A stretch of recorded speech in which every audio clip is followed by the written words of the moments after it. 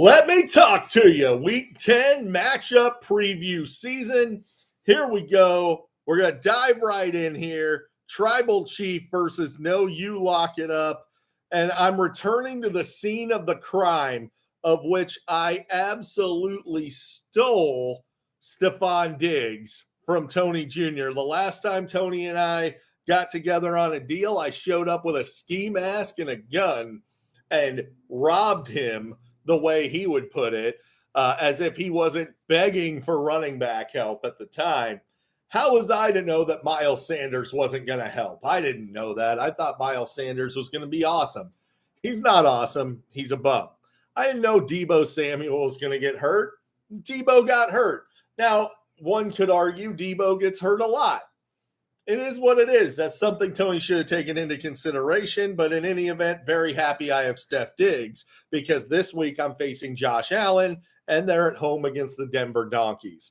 That's going to be some fireworks. I expect Josh Allen to have a huge game in this one. Tony has Zay Flowers, who's like the third or fourth option in the Ravens offense. Not really worried about him offsetting Lamar very much.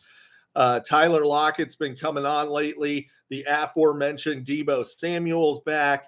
I really like Joe Mixon this week because the Bengals are going to have to lean on him. It looks like Jamar Chase and T. Higgins might both be out. I'm going to say Chase suits up. Higgins does not. But either way, a little more Joe Mixon this week. Brees Lightning at Vegas. Get right spot. He's going to dominate. My bold prediction for Tony's team. I'm going to do a bold prediction for every team, by the way, this week. So I'm changing it up a little bit. Bold prediction: Chuba Hubbard does not score 7 fantasy points tonight. And I realize they'll have to keep him out of the end zone to prevent that. But since Matt Eberflus took over the Bears defense, they're allowing 60.2 rushing yards per game.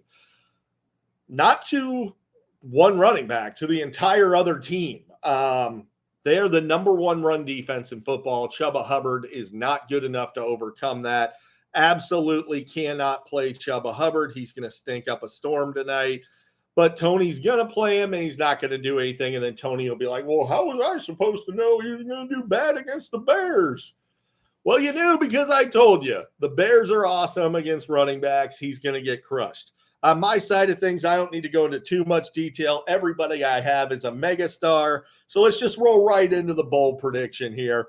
DJ Moore revenge game tonight. 90 yards plus and a tub. He's getting into the end zone en route to me getting the dub. So I'm going to beat Tony, of course. I always beat Tony. Tony hasn't beaten me since Nam. I'm going to beat Tony like a rented mule. Going to be just a horrible, savage beating.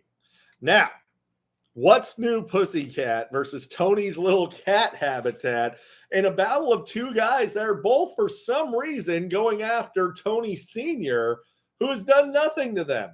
I don't know why these guys insist on going at Tony Sr., but you're bringing down the thunder on yourself here. Now, I look here. Justin Herbert is an absolute turd nugget, and I fleeced Jason by getting him to send me Lamar for this bum. Now, of course, there was a second piece of that trade. Nobody remembers what that was. Nobody cares. CeeDee Lamb against the Giants. Not that he's part of this discussion at all, but CeeDee Lamb ought to be very good this week. Again, I think Jamar Chase plays. Kareem Hunt, downright unplayable. Jerome Ford's getting all the work. But Kareem Hunt had 14 carries last week. I stand corrected. At Baltimore, really tough matchup. Don't love it anyway. Aaron Jones is pretty much back. But let's go bold prediction here on Jason's team. I'm going to say Brandon Ayuk season. Ayuk goes for over 100 yards in this game. I'm not going to say for sure he gets a touchdown because the Niners are obsessed with just getting McCaffrey touchdowns. But Ayuk is going to have a big game this week. Now, on Dallas defense against the Giants. Jesus Christ, that's a great matchup. On the other side of things, Jared is starting a Jared at quarterback, Jared Goff. And when you're desperate, what do? You go to Jared. and Jared was desperate for a quarterback, so he went to Jared Goff. Deontay Johnson is going to get absolutely clamped by Jair Alexander this week. I don't expect him to do much, but that being said, he's still going to get a lot of targets, so he won't just get blanked. Christian Kirk, I feel like this is a smash spot for him at home against the Niners. I expect him to eat. They struggle against slot wideouts. Kirk could have a big game. But my bold prediction here on this side is the mighty Chicago Bears defense outscores the vaunted Cowboys defense, even though the Cowboys have an easier matchup because the monsters of the Midway are back, baby. Chicago Bears football. They're going to run the goddamn ball. They're going to play great defense tonight, and they're going to get DJ Moore some touchdowns. Now, we got Password is Taco running out one of the ugliest teams I've ever seen this week versus Max Peacocking, who still doesn't have a quarterback and also is running out a pretty damn ugly squad this week. Let's start here with Password is Taco. CJ Stroud, huge blow-up game. Let's see what he does against a little bit tougher of an opponent this week. But then after that, he's got a string of easy matchups until week 14 where he will be droppable because he has tough matchup after tough matchup for the remainder of the season at that point. Alexander Madison, I guess it's Matta season again. Yes, it is. He's just the guy there now because Cam Akers has only one working Achilles. Kyle Pitts, for the life of me, I don't know why this guy is still on anybody's roster. He is a total bum, and Arthur Smith is just not going to use him. He's not even the tight end one on his own team. If you want the tight end one on the Falcons, Jonnu Smith is just sitting out there. He's the guy there. Now, bold prediction time.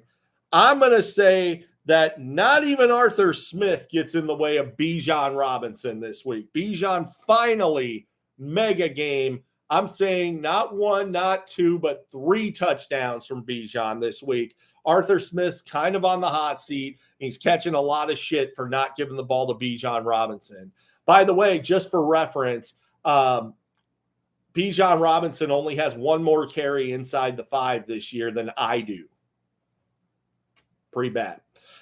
Now, on Steve's side of things, Amon-Ra St. Brown at the Chargers is about as juicy as it gets. He should smash.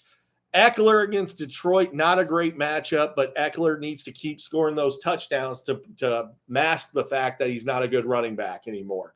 Eckler has no juice, but he keeps scoring touchdowns. So as long as he keeps scoring touchdowns, he's in great shape. He doesn't look healthy to me, and he's old. Tony Pollard is just a total pile of garbage, guys. I don't know what to tell you guys, but bold prediction, Tony Pollard finally puts together a decent game, 80 yards and a score. I feel like I'm being pretty generous here. So Tony Pollard, decent game, en route to Steve drawing the W this week and finally ending the slide that started at 4-1 and now he sits at 4-5. Now, playoffs versus One Pride Mountain. In one of the more evenly matched games of the week, I will say, though, if Joe Burrow is missing Chase and Higgins, that's ugly. Texans have a better pass defense than run defense. Joe Burrow might struggle this week if he's missing both those guys. If he has one or both, not concerned at all. Joe Burrow put up huge numbers. Dak Prescott, well, let's start with just Brad's side here real quick. Terry McLaurin at Seattle, tougher matchup than you think. Devin Witherspoon could clamp him up. Amari Cooper at Baltimore is borderline not playable, but I don't see any other options for old Brad here, unless Drake London's back. Drake London at Arizona is actually somewhat intriguing. D-Hop at Tampa Bay. D-Hop sucks, guys. He's washed. He had one big game. He got lucky. Got away with a couple pass interferences that led to a 3-touchdown game. Congratulations, D-Hop, but he's washed, guys. He can't play. Alvin Kamara, he's another guy that I watch him, and I just don't think he's very good anymore. But, it doesn't matter what I think. The Saints just love giving him the ball. So he's going to get a shit ton of work. So for fantasy, does it matter that he's washed? No, doesn't matter. He's still going to score a lot of fantasy points, still a great fantasy running back. Christian McCaffrey's back this week for Brad, which is huge because that's basically his entire team. So if McCaffrey goes and does McCaffrey things, Brad's in great shape. If he doesn't, he's not going to win. So that being said, let's go bold prediction here on Brad's side of things. I'm going to say Marquise Hollywood Brown, big game with big Kyler Murray coming back. And I'm calling him big Kyler Murray because word has it he grew 3 feet during his time off. Kyler Murray's going to dominate. Hollywood Brown's going to dominate.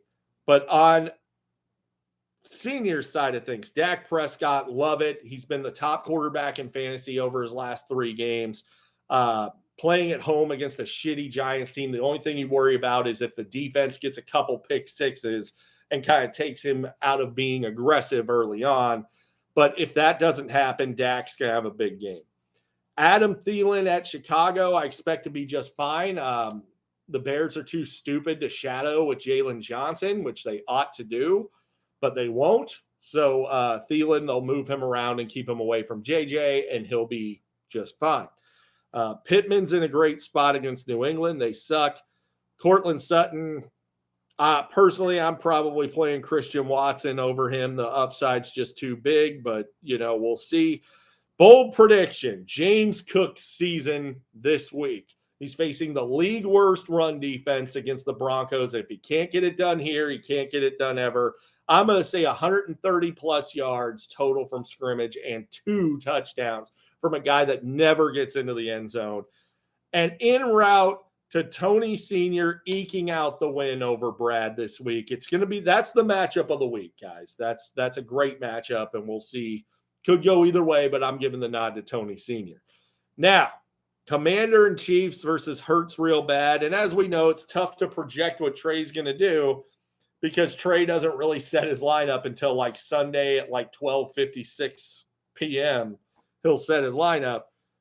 Geno Smith, not a playable quarterback in any way, shape, or form. He has had 1 game above 14 fantasy points this year. Last week, he scored negative. He's not playable. Keenan Allen, good spot against the Lions, should do just fine. Rashid Shaheed, it depends on if he catches a 60-yard bomb or not. Don't love the matchup with Derrick Henry at Tampa with Vita Vea back. That's a tough matchup. Kenneth Walker, I don't know what to make of Kenneth Walker. I don't know why they just stopped giving him the ball. So let's go bold prediction here, and that is that the Denver Broncos are going to score more on the Bills than you would like. And I'm going to say the Bills defense scores less than 7 fantasy points against the Broncos. Now, on Joe's side of things, Sam Howell has been electric lately. He's had 3 of his past 6 games. He has scored at least 21 fantasy points, including a game where he scored 31. Sam Howell's legit, guys. He's a good fantasy option. I expect him to do just fine, although it's a tough environment at Seattle, so probably not a pinnacle game, but I think Sam Howell's going to be just fine. I think 15 to 20 fantasy points. DK Metcalf, I think, breaks out again soon. Devontae Adams, I don't know what to tell you. I don't know. Maybe trade Jalen Hurts and try to go get a wideout to replace Devontae Adams because Devontae Adams is a bum. And by the way, everybody knows Joe is desperate to get out of Jalen Hurts. So send over your worst Jalen Hurts offers to Joe. Make sure they're laughable. He might actually hit accept. So Tank Dell, don't really know what to think of Tank Dell. I know he's a very skilled wideout and he's in a great situation. But sometimes he just disappears and sometimes he's their wide receiver 1. So we'll see. I guess just depends on the game plan. Jerome Ford at Baltimore, really tough matchup, but he's going to get the work. I'm going to bold prediction this thing on Deonta Foreman. Deonta Foreman's getting in the end zone twice tonight against his former team. Another revenge game narrative. I think the Bears are going to score more points than you think tonight. I think they blow the Panthers out. En route to Joe getting the dub over Trey. And there you have it, guys. That is your matchup preview for this week. I'll see you next week after I curb stomp Tony Jr.